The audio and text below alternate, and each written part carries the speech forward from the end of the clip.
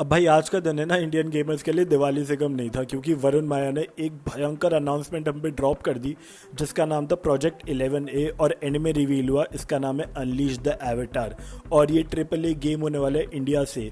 अब मैं इसके बारे में सारा कुछ बताने वाला हूँ। जो भी उन्होंने अनाउंसमेंट अपना 28 मिनट का अनाउंसमेंट करा था उसको मैं बहुत ब्रीफ में ब्रेक डाउन करने वाला हूँ, जिसके अंदर उन्होंने एक ट्रेलर भी हमें दिखाया।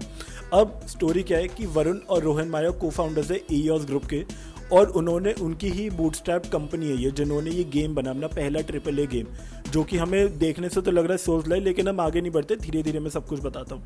अब ये गेम पूरा का पूरा बूटस्ट्रैप्ड है। बूटस्ट्रैप्ड यानी इन्होंने कुछ भी इन्वेस्टमेंट नहीं उठाई है, सिर्फ सारा पैसा इन्हीं का लगा है। विच इज़ इसीलिए भी मुझे ज़्यादा कन्विक्शन आती है, क्योंकि भाई जब बिजनेस में अपना पैसा लगता है ना तो लोगों की ज़्यादा फटी में रहती है और लोग ज़्यादा कन्विक्शन में अपना प्रोडक्ट बनाते हैं। तो इसीलिए मैं और ज़्यादा होपफुल हूँ कि अभी तक इन्होंने कोई इन्वेस्टमेंट नहीं उठाई है।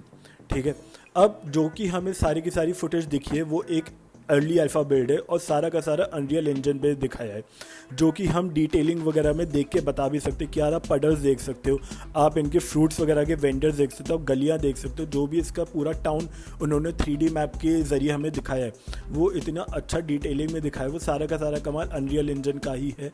और इन्होंने पूरा अनाउंसमेंट ट्रेलर में आप देख भी सकते हो, इन्होंने पूरा का पूरा टाउन 3D मैप करा था और इनके पास इतना रॉ मटेरियल है इस गेम के लिए, इतना ज़्यादा 3D मैप बनाए इन्होंने कि ये पूरा का पूरा एंड गेम डिटेलिंग में इतना अच्छा लग रहा है। हर एक स्टोन, हर एक रिफ्लेक्शन, हर एक शैडो, हर एक फ्रूट आप डिटेल में देख सकते हो। अब ये भी हो सकता है कि इन्होंने अनाउंसमेंट ट्रेलर में दिखाया तो ये ऑब्वियसली बेस्ट पार्टी दिखाएंगे, लेकिन जिस हिसाब से अब हम यहाँ होपफुली रह सकते हो, उम्मीद पर दुनिया कायम है, तो जिस हिसाब से ये बोल रहे हैं कि पूरा गेम ऐसा ही होने वाला है एंड 60-70% ये गेम डन भी हो चुका है। आई मीन 60-70% ये गेम डन हो चुका है, विच इज़ सो गुड, क्योंकि इनकी जो रिलीज़ विंडो है वो है फॉल 2026 में। तो अगर हम इस हिसाब से देखें तो इस साल में इनका गेम कंप्लीट हो जाना चाहिए और फॉल 2026 में यानी 2026 की स्टार्टिंग में इस गेम का बग्स वगैरह निकलेंगे और इस गेम को बेटा टेस्टिंग वगैरह में होगा, तो हमें शायद ये रिलीज़ विंडो पे देख भी सकता है। अब इस गेम का हमने जितना भी गेम प्ले देखा है वो काइंड ऑफ मुझे ना सोल्स लाइक जैसा लग रहा है। और इस गेम में दो स्पेसिफिक, अगर आप थोड़ा सा भी गेम खेला आपने, कुछ भी गेमिंग करी अगर, तो इसका बहुत ज़्यादा रेलेवेंस है ना, मुझे बहुत ज़्यादा इंस्पिरेशन मुझे ब्लैक मिथ वुकोंग और सेकीरो से दिख रही है।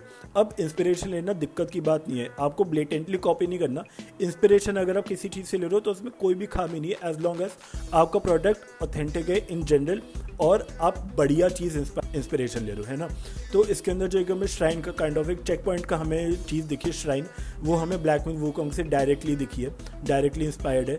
और इसके अंदर जो मेन कैरेक्टर जो कॉम्बैट में रहता है तो उसके ऊपर एक है ना संकट नाम का एक सिंबल दिखता है, जो कि काइंड ऑफ पूरा का पूरा सेकीरो से लिया गया है, क्योंकि सेकीरो में भी प्लेयर के ऊपर एक जापानीज सिंबल रिफ्लेक्ट होता है, तो पूरा का पूरा सेकीरो से इंस्पायर्ड है। तो उसके अंदर कोई प्रॉब्लम नहीं है। मुझे कॉम्बैट अभी तक ठीक लगा, बहुत बढ़िया नहीं लगा, बहुत काम बाकी है, लेकिन अभी तक कॉम्बैट मुझे अच्छा लगा। और मुझे बेस्ट चीज़ लगी इसके अंदर छोटा सा माइनर सा बॉलीवुड टच है ना, वो मुझे बहुत अच्छा लगा, क्योंकि इसके अंदर ठीक है इंडिया का थोड़ा स्टीरियोटाइप है बट इट्स फाइन, लेकिन इसके अंदर जो बॉलीवुड टच है ना, वो जो एकदम स्वैग है मेन हीरो का, वो मुझे जेन्युइनली अच्छा लगा। अब रोहन माया ने एक और बात बोली कि स्टोरी पे इनका बहुत बड़ा फोकस है और ये लूजली रिटेलिंग होने वाली रामायण की विद सम मॉडर्न टचेस। अब ये न्यूज़ मुझे बहुत एक्साइटिंग भी लगती है और बहुत डर भी लगता है मुझे, क्योंकि आजकल का हालात आप देख ही सकते हो इंडिया का क्या है कि आप कुछ भी बोल सकते हो तो लोग ऑफेंड होने में देर नहीं लगाते। तो आई जस्ट होप कि ये इतना सेफ प्ले करे कि ये स्टोरी एंगेजिंग भी रहे और इस पर भाई बिना बात के कोई ऑफेंस भी ना ले। I just hope that. लेकिन अगर ये लूजली रिटेलिंग और रामायण है तो भाई उसके लिए मैं तो बहुत एक्साइटेड हूँ, क्योंकि जस्ट इमेजिन लूजली रिटेलिंग और रामायण एक सोल्स लाइक गेम है। अभी ऑल्दो इसका कोई भी उन्होंने अनाउंस नहीं करा कि ये गेम का जॉनर क्या होने वाला है, बट इसके गेम प्ले जैसा लग रहा है कि ये लीनियर नैरेटिव गेम होने वाला है, सोल्स लाइक जैसा। तो ये चीज़ अच्छी भी है, क्योंकि अगर आप पहला ही गेम अपना triple A game open world बना रहे हो तो ये बहुत बड़ा रिस्क है। तो अच्छी बात है कि भाई ये पहला गेम एक linear narrative souls like kind of game है, which is heavily inspired from Black Myth Wukong और सेकीरो। अब मुझे लग भी रहा है, मुझे देख के लग रहा है, मैं गलत भी हो सकता हूँ इंटायरली, तो मुझे कोई प्रॉब्लम नहीं है। तो मोटा मोटा हमें यही चीज़ दिखी कि भाई इन्होंने कैसे कैसे पूरा का पूरा 3D मैप करा है, डिटेलिंग में काम करा है। मुझे सबसे बेस्ट चीज़ पता है क्या लगी, ये जो कॉम्बैट कर रहे हैं इसमें आप नोटिस करोगे, बहुत ही ज़्यादा मैं डिटेल में घुस रहा हूँ, लेकिन आप नोटिस करोगे जब ये कॉम्बैट लड़ रहा है तो इसमें ना जो वाटर पडल्स है उसके अंदर जो रिफ्लेक्शन दिख रही है, जो सन की रिफ्लेक्शन दिख रही है, वो डायनेमिक रिफ्लेक्शन बहुत ही बढ़िया लग रही है, बहुत ही सटीक लग रही है। तो वो चीज़ बहुत अच्छी है। अगर ये पूरे गेम में पुल ऑफ कर देते हैं ना ऐसी डिटेलिंग, तो भाई मज़े ही आ जाएंगे बहुत ज़्यादा। And I am just excited कि भाई ये वेदर सिस्टम को कैसे लाते हैं, ये रात और दिन का कैसे लाते हैं, और ये और NPCs को कैसे इंट्रोड्यूस करते हैं, मैं उसके लिए बहुत एक्साइटेड हूँ।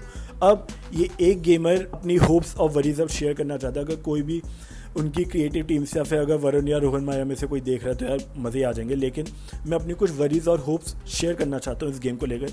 वरीज में ये बोलना चाहूँगा कि आई जस्ट रियली होप कि सारे के सारे लोग बहुत ही ज़्यादा ओवर एम्बिशियस ना हो जाए और इस गेम में कुछ ज़्यादा ही स्टफ़ कर दे चीज़ें, जैसे यूबीसॉफ्ट करती है कि उनके हिसाब से गेम में जितना स्टफ़ कर दो उतना ही बढ़िया गेम हो जाएगा। आई जस्ट होप वो ये गलती ना करे और गेम में ओवर स्टफ़ करके ओवर एम्बिशियस होके चीज़ हग ना दे, क्योंकि ऐसी चीज़ें सिर्फ बिगड़ती हैं। एंड एक और चीज़ मैं बस ये आशा करता हूँ कि ये गेम कैंसिल या फिर ये गेम डिले ना हो, क्योंकि अगर जिस स्पीड से ये चल रहे हैं मुझे लगता है कि फॉल 2026 तक आ जाए। तो आई जस्ट होप ये गेम डिले ना हो।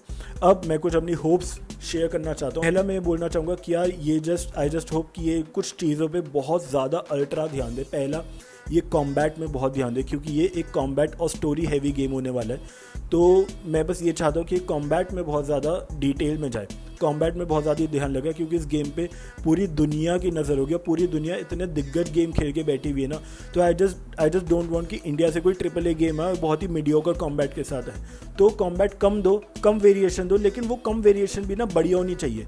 मैं बस यही चाहता हूँ। और अगर इनका ध्यान इतना ज़्यादा स्टोरी पर है ना, तो मैं बस ये चाहता हूँ कि स्टोरी में डायलॉग्स, स्टोरी, उसके जो नैरेटिव है, जो नरेशन है, जो डबिंग है, वो सब बहुत ही बढ़िया हो। वॉइस आर्टिस्ट इनके अच्छे होने चाहिए कि डायलॉग्स बढ़िया डिलीवर हो और हमें एक इमर्सिव एक्सपीरियंस है। जैसे आप रेड डेड रिडेम्पशन 2 देख सकते हो, उसके अंदर जो सारे के सारे वॉइस आर्टिस्ट है इतने बढ़िया उन्होंने डबिंग करी है कि मज़े ही आ जाते हैं। तो आई जस्ट होप कि स्टोरी और डायलॉग्स ऐसे हो, और डिटेलिंग जैसा हमें अच्छी डिटेलिंग अभी अनाउंसमेंट में दिख रही है, मैं बस ये चाहता हूँ कि आगे भी डिटेलिंग हमें ऐसी ही दिखे। अब मैं ये चाहता हूँ कि यार अगर ये अपनी गेम की लेंथ बहुत ज़्यादा ओवर कॉम्प्लिकेट ना करे, बहुत ज़्यादा ना करे, अगर ये अपनी गेम की लेंथ 12 से 15 घंटे रखे ना, तो that will be a good sweet spot. क्योंकि 12 से 15 घंटे एक AAA गेम के लिए बहुत अच्छा है, एक नए गेम के लिए बहुत अच्छा है। 12 से 15 घंटे गुड, 12 से 15 घंटे with good combat, good story and everything. तो मैं चाहता हूँ कि इतना रन टाइम होना चाहिए, एक बढ़िया गेम हो जाएगा। एंड वरुण माया ने भी यही बोला था कि ही इज़ ऑल्सो गेमर, और उनको भी बॉस फाइट्स, अपनी बचपन की बॉस फाइट्स याद होती है। तो मैं बस ये चाहता हूँ कि इस गेम में भी यही इंप्लीमेंट करो और हमें कुछ मुश्किल बॉस फाइट्स मिले। तो यार ये थी मेरी सारी की सारी होप्स एंड वरीज, और जो भी अनलीश द एवाटार के बारे में हमें आज अभी तक पता चला है। तो आई जस्ट होप कि आपको अच्छा लगे, और आगे आपके कुछ भी डाउट्स है तो आप कमेंट सेक्शन में मुझे बताना, आई विल आंसर देम। और इस गेम के बारे में जो भी आगे अपडेट्स आती रहेगी, अगर उस पर कोई वीडियो बनाने लायक होगा मटेरियल, तो मैं वीडियो भी बनाऊंगा आगे। So yes, this was me from Sharma talk, signing off.